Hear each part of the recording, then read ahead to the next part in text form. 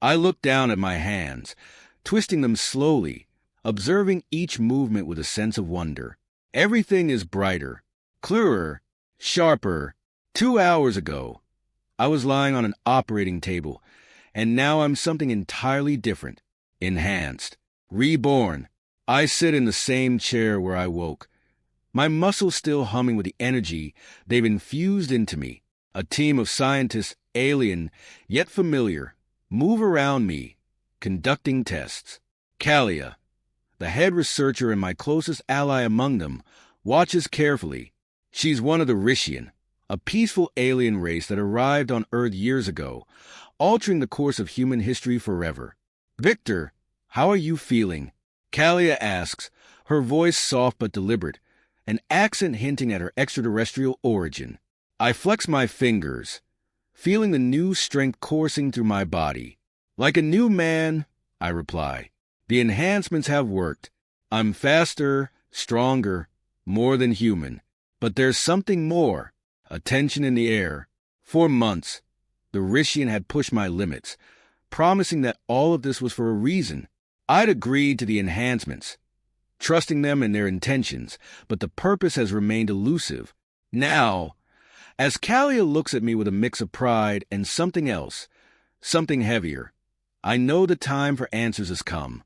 A door slides open behind her, revealing two figures clad in military attire, unlike anything the Rishian usually wear. Kalia steps aside. You're about to understand why we've done this, Victor, she says quietly, her eyes meeting mine, and why you are now more important than you ever imagined. The central conflict has arrived, an ancient war, a race far more dangerous than anyone on Earth could comprehend. And I, no longer just a man, stand at the center of it. I stretch my arms slowly, feeling the pull of muscles that weren't there before, the tendons beneath my skin like coiled steel. Every inch of me feels charged, like I'm ready to explode into action at any moment. 2 hours ago, I was just a man. Now, I'm something more. The room hums with quiet activity. The Rishian scientists move like shadows, their green, slender forms drifting from one monitor to the next, checking the results of my transformation. My eyes catch each motion with unsettling clarity. Their seven-fingered hands tap at screens with blinding speed. It's strange how familiar they've become to me over the last 6 months, ever since I agreed to undergo the enhancements. Kalia, the head researcher and the only Rishian who talks to me like I'm more than just a subject, stands nearby, observing.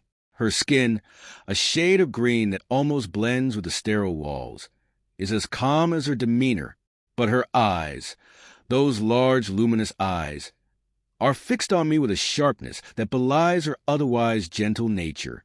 Victor, she says softly, though her voice carries clear as a bell to my newly enhanced ears. How are the adjustments?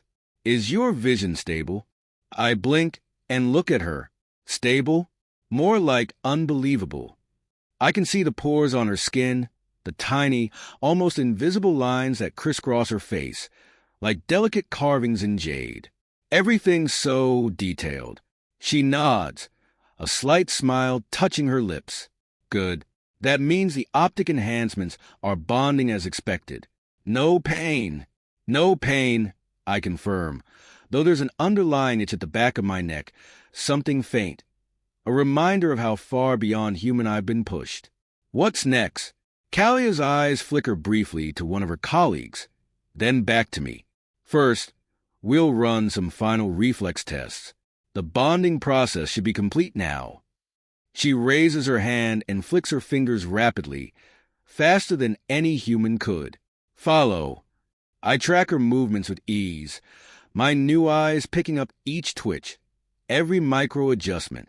My mind processes the speed like it's second nature. The moment stretches, the rhythm of her flashing fingers almost hypnotic. When she stops, there's a look of satisfaction on her face. Your response time is beyond anything we anticipated, she says. The neural enhancements are functioning perfectly. I flex my hands, feeling the strength coiled within them. So, what now? You said these upgrades had a purpose. You've been saying that for 6 months. A shadow passes over Callia's face, subtle but noticeable. She's always been forthcoming with the technical details, but vague when it comes to the bigger picture. I wish I could have told you sooner, she says, her voice tinged with something like regret. But it wasn't my decision. I raise an eyebrow, but before I can press her further, the door to the lab slides open, and two Rishian figures step in. Unlike the scientists, these two are dressed in dark, utilitarian uniforms, their expressions stern. One of them steps forward, taller than most of his kind, his presence commanding the room in a way that even I, in my newly enhanced state, can't ignore. Victor Arnedsson, he says, his voice deeper than the others, with an accent that makes each word deliberate. I am Riga, head of the Rishian Defense Council. It's time for you to learn the truth. I glance at Callia, but her expression is unreadable now. Truth, I ask, feeling the weight of the moment, my senses, heightened beyond anything I've ever known. Pick up the tension in the room, the way Riga's posture is tight, the way Callia's shoulders have slumped ever so slightly. Yes, Riga says, you've been prepared for something far greater than yourself. I stand, the loose fatigues they dress me in hanging awkwardly on my enhanced frame. I figured that much, I say, folding my arms. But why? What's this all about? Riga's green eyes narrow, studying me for a long moment. Then he speaks, his voice low, almost a growl. We face an enemy, a race known as the Zarkoshi. They are not like us. They do not come in peace. They come to conquer. The name sends a chill through me, though I've never heard it before. And you think they're coming here? They are already on their way, Riga replies. Your enhancements were designed to prepare you, and others like you, for the coming war. A war. The word hangs in the air, heavy and final. All the tests, the procedures, the secrecy, it all comes together in a single, terrifying truth. I've been turned into a weapon, the first of many, to fight an enemy I didn't even know existed. Callia steps closer, placing a hand on my shoulder. Her touch is light, but it steadies me, even as the weight of the situation threatens to crush me. We need you, Victor, she says quietly. We all do. I look at her, then back at Riga. My heart pounds, but I no longer feel the rush of panic. There's only one thing left to say. When do we begin? Riga stands tall before me, his green eyes flickering with an intensity that makes my enhanced senses tingle. The Zarkoshi, he says, as if the word itself weighs heavy on his tongue. A race that thrives on destruction. They have consumed entire civilizations. Races far more advanced than yours or mine. A large screen flickers to light behind him, displaying what I can only describe as carnage. A distant world, alien but recognizable in its structure, tall cities, vast landscapes, is obliterated from orbit. Bright streaks of light, like comets, rain down on the planet, leaving nothing but blackened scars where life once thrived. Explosions rock the surface. Entire cities turn to ash in seconds. I swallow hard. The image is forcing the reality of the situation into sharp focus. This isn't some theoretical enemy. These Zarkoshi aren't just a story. They're real, and they're capable of erasing entire worlds without hesitation. We tried to stop them, Riga continues, his voice low, almost reverent in its sorrow. They overwhelmed the Omen, one of our closest allies. They obliterated their planet in a matter of hours. We couldn't get there in time. No one survived. I stare at the screen, watching the footage switch to ground-level chaos. The Zarkoshi soldiers swarm through alien cities like locusts, their armored forms towering over the bodies they trample. They move with brutal efficiency, cutting down everything in their path. Their ships hover above, raining fire on the fleeing inhabitants, providing no sanctuary. It's slaughter, cold, calculated, and absolute. Why are you showing me this? I ask, my voice tight. My hands clench into fists, a reflexive response to the horror unfolding in front of me. Is this why you enhanced me? To fight them? Yes, Riga says simply, meeting my gaze with the same intensity he's carried since walking into the room. The Zarkoshi have turned their eyes toward Earth. I can feel the weight of his words pressing down on me, heavier than any battle I've ever faced. Why Earth? I asked, though part of me already knows the answer. They wouldn't go to such lengths to transform me, turn me into a weapon, if the stakes weren't this high. Riga's eyes narrow slightly, as if he's weighing how much to tell me. Humanity is unique, he says. Your species is exceptional in ways you may not fully understand. You are a Category AP race, what we call an apex predator species. The term catches me off guard. Apex predator? I repeat, the word's unfamiliar, yet disturbingly fitting. Your bodies, your instincts, your ability to adapt and survive in extreme conditions. These qualities are rare in the galaxy, Riga explains. Most species develop technology to compensate for their weaknesses, but humans are different. You are already built for war. I sit with that for a moment, letting the weight of his statement sink in. For years, I've been a soldier. I've fought in battles, seen what humans are capable of on the battlefield. But to hear it like this, framed as if my entire species was designed for conflict, it's unsettling, and yet it makes a kind of twisted sense. Riga steps forward, his tone grim. We discovered this centuries ago when we first observed your planet. We classified you as a potential threat, not just to us, but to the galaxy as a whole. Your natural capacity for violence, combined with your intellectual and technological progress, makes humanity one of the most dangerous species in the universe. I feel my pulse quicken, and you kept this a secret? To protect you and the galaxy, Riga admits. We have been allies, yes, but we've also been careful to ensure your development stayed within certain bounds. We believe that keeping humanity in check would prevent others from taking notice. But the Zarkoshi noticed, I say, connecting the dots. Riga nods gravely. Somehow, they've discovered what we've been hiding. They know about humanity's potential, and now they're coming. Not to conquer, but to enslave. They plan to use your kind as their ultimate weapon of destruction, to unleash your warlike nature on the galaxy. The room falls silent, the weight of his words settling between us. The footage on the screen loops again. Planets burning, civilizations crumbling. It all suddenly feels very personal. This is no longer about abstract threats or distant worlds. This is about Earth. My home, my people. I stand, my body feeling impossibly light and powerful, but my mind heavy with the enormity of what I'm about to face. So that's why you enhance me, to stop them. Riga nods, stepping closer, his voice lowering. You're the first, Victor, but you won't be the last. We will need more like you, soldiers capable of matching the Zarkoshi's brutality with their own. But you will lead them. I take a breath, trying to steady myself. I've fought battles before, but this is different. This is survival, not just for me, but for humanity, for everyone. Riga's eyes meet mine unwavering. The Zarkoshi are on their way. Earth needs to be ready, and we need you, Victor, to lead the charge. I straighten, the full reality of what's coming settling deep into my bones. There's no turning back now. When do we start? I ask, my voice steady. Riga gives a grim nod. Soon, very soon.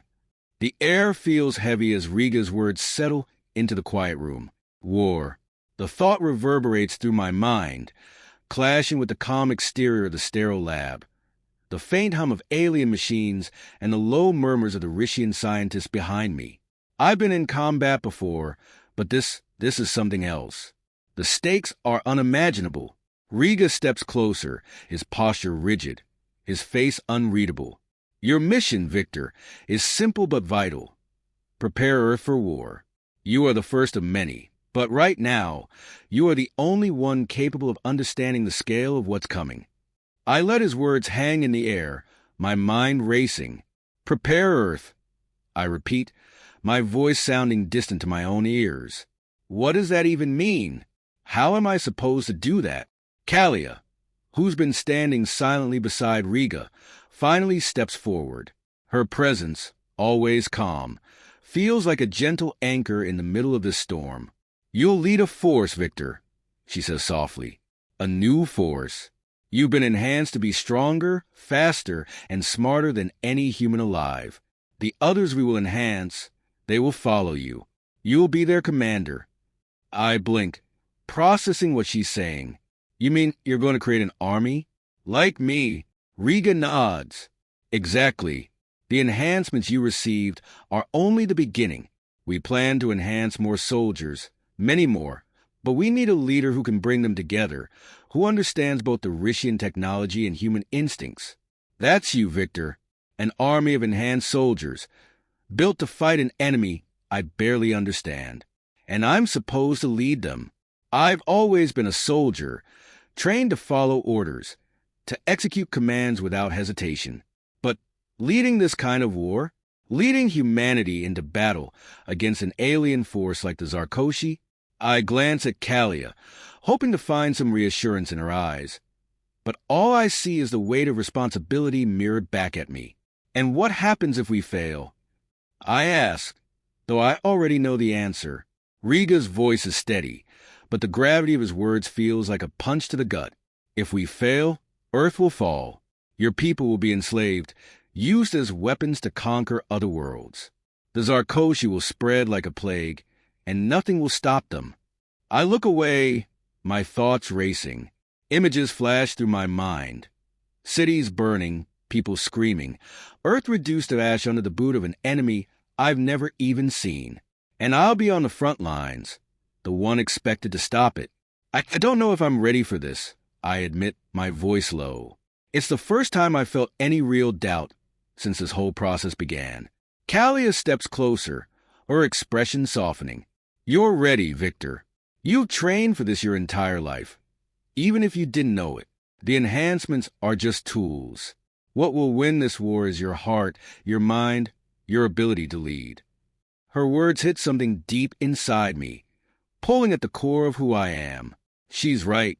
I've been a soldier my whole life.